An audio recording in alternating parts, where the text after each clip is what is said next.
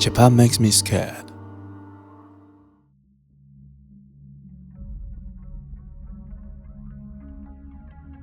Konbanwa minasan. Welcome back to another episode of Japan Makes Me Scared. I'm Junpei, your host, and I'm gonna share various horror and scary stories of Hokkaido in this podcast. I know it's a little bit too late for this, but Happy New Year! Since this is my first episode of the year, I hope everyone had a nice holiday around there. Anyway, today's story is... I don't actually know which category to put this into, because it feels like the combination of many elements of scary stories.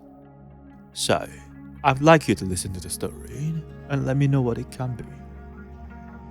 Alright, let's move on to the storytelling part.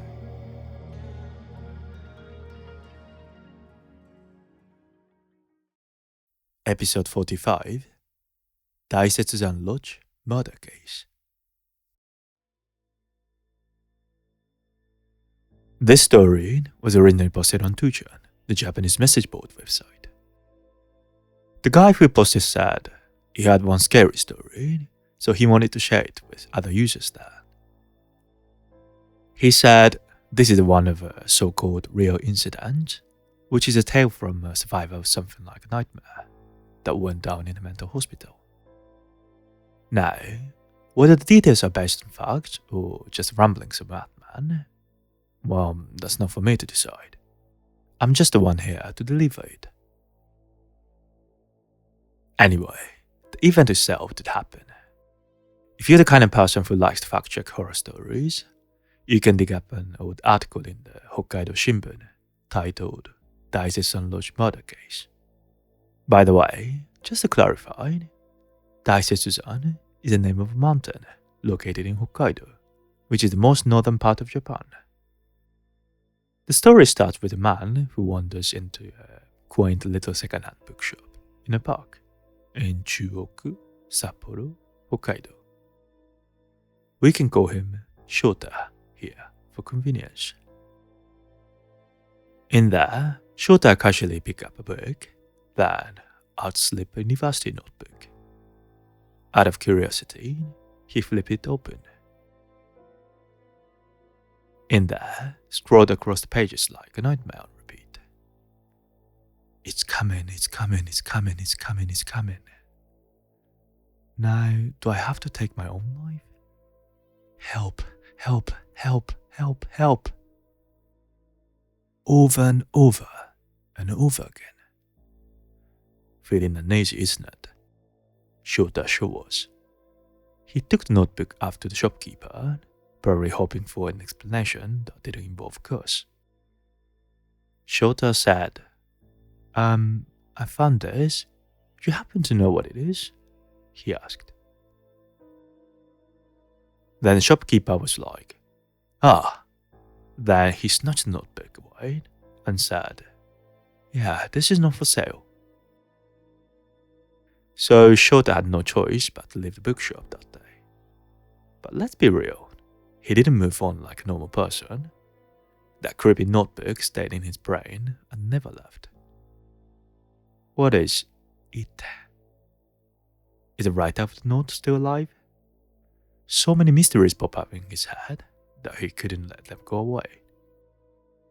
The next day, Shota's curiosity got the best of him and he marched right back to the shop. He asked the owner about the notebook again, hoping for some backstory. But nope. The shopkeeper was like tight-lipped and didn't give any word at all. But did that stop Shota? Not at all. He kept showing up day after day for about a week.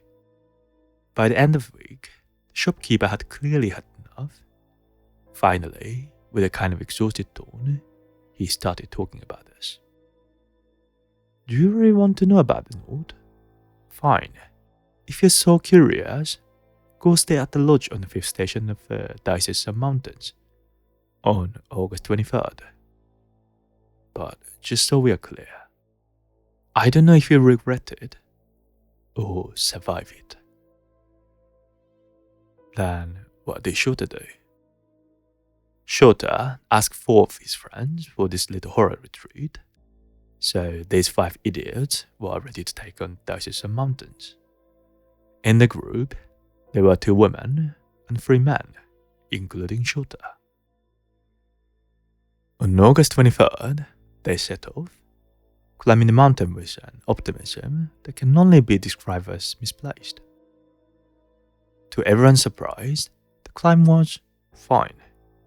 Nothing spooky happened, like no shadowy figures lurking behind trees or something. Finally, they reached the lodge.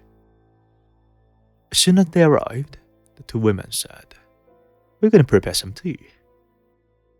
Meanwhile, upstairs in the bedroom, the 3 guys are busy unpacking. Shota parked himself by the window to enjoy the view. About 5 minutes in, a voice came from behind the bedroom door. "Hey guys, open up the door. I brought you some tea," called one of the women from downstairs. "Ah, tea. That's nice." Except she couldn't open the door herself because probably both hands are full with the tray or something. Totally logical. Naturally, a guy closest to the door opened it. And that's when Shota heard a sound. It sounded like something heavy had fallen on the floor. When Shota turned around from the window, he found the head of a guy who opened the door on the floor. What the? While processing the situation, Shota's eyes were drawn to the body of the guy who was still standing. There was the body and head, but it wasn't the head of a guy. It was the head of one of the women who had been downstairs preparing tea. You know what I mean? It was the body of the guy, decapitated, and the head of a woman that was also cut off was put onto the neck of a guy. And in her hand, something vaguely sharp was shining there. Without a word, he calmly walked up to another guy in the center of the room, also unpacking, and decapitated him too. Meanwhile, Shota decided to jump straight out of the window. He hit the ground running and flagged down climbers on the trail, screaming something like, "Hey, my friend just got decapitated by something." Naturally, the climbers gave him the kind of skeptical look. You know, the "this guy's lost it" kind of face. But just to check, they rushed back to the lodge, and what did they find? Let's just say the climber wasn't skeptical anymore. The ground floor was a horror show. Both women were lying there on the first floor, decapitated. The climbers froze, shocked, and immediately called the police. The cops showed up soon after, ready to tackle this incident, and Shota, who apparently got injured from the jump, was sent away to the hospital.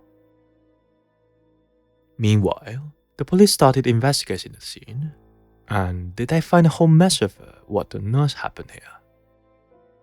First up, the cuts on the bodies, razor sharp, super clean. Then there was the blood, or rather the lack of it. 4 decapitated bodies, but the floor was in a slip and slide situation. And the thing was, all the heads were gone. Just gone. In the end, the case went cold with no clues, no leads, just 4 headless corpses, and a whole lot of unanswered questions. Anyway, Shota was still in hospital, waiting to be released soon. But one quiet evening, a nurse came in to change his IV, routine stuff. But then came a knock at the door. "Huh? Who's that?" The nurse called. "Yes, the door is open. Come in." But the door didn't budge. Instead, a voice came from the other side. "I'm the mother of a patient in this room. Actually, I'm carrying some luggage. Sorry, could you please open the door?"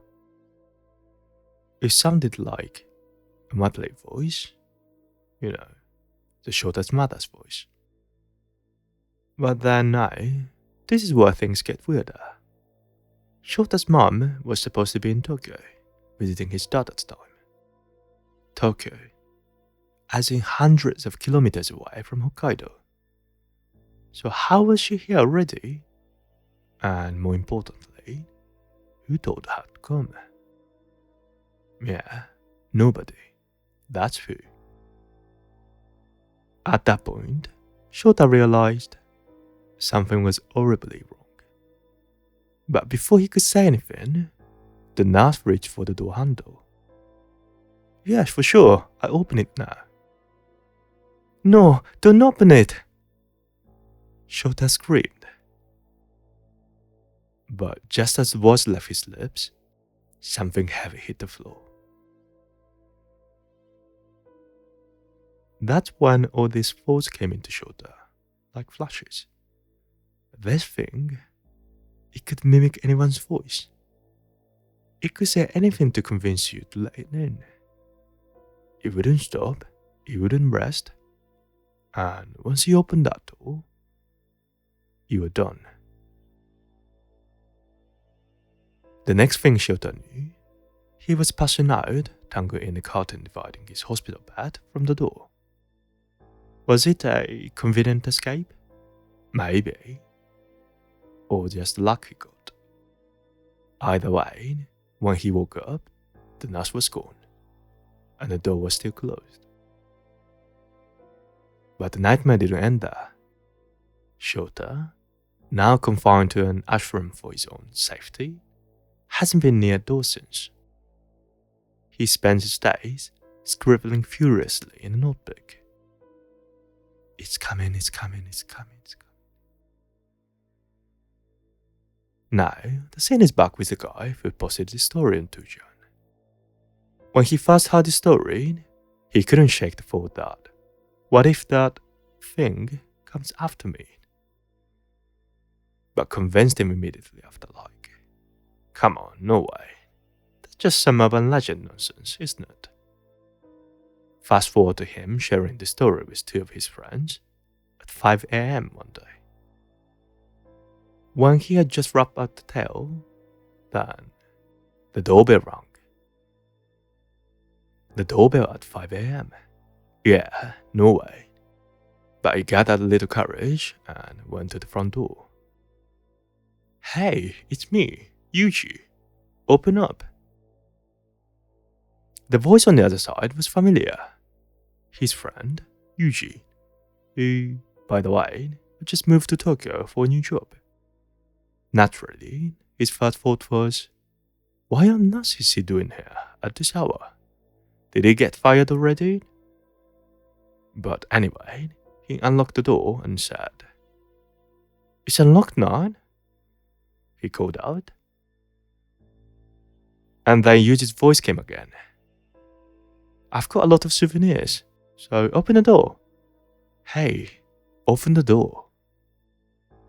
That's when he and his friend got a little bit panicked and looked at each other. In the collective wisdom of three panicked people, one of them whispered, Let's open the back door instead. Hey Yuji, I think the front door's broken, his friend shouted nervously. Instead, the back door is open. Just come in from there. The three of them huddled under a pile of blankets, shaking like leaves, and waited for whatever was going to happen. But nothing happened.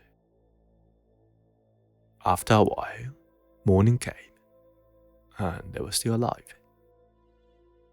They finally walked up the nerve to call Yuji. Hey Yuji, why are you at my house this morning? What? Today? I'm in Tokyo, you know that, right? Why?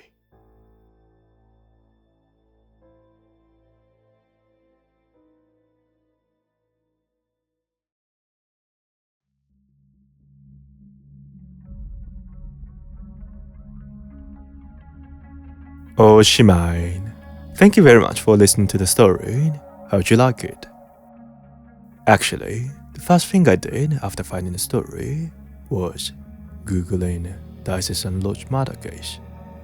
Did you do that too? Yeah, the fact check is always important, isn't it?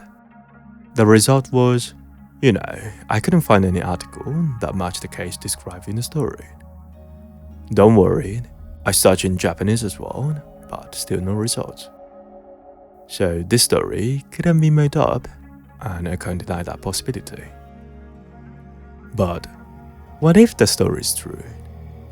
We can't also completely deny this as well, can you?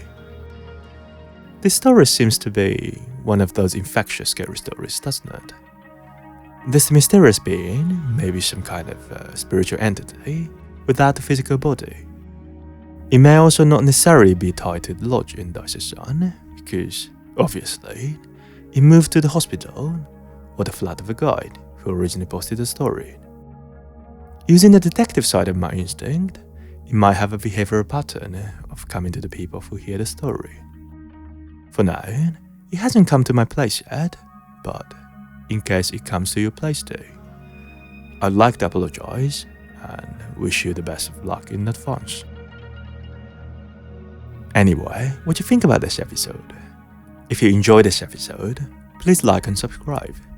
This podcast, Japan Makes Me Scared, is available on all popular podcast platforms like Spotify, Apple, YouTube, or Amazon Music.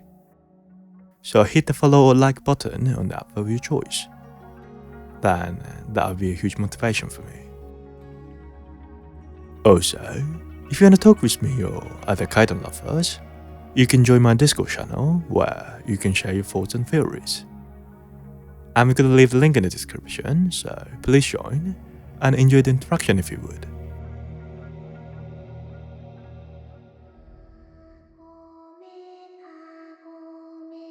Alright, we're getting close to the end, so let me say one thing. Arigatou gozaimasu again for listening to my podcast, Japan Makes Me Scared, and sayonara for more chilled and fruits next time. Bye!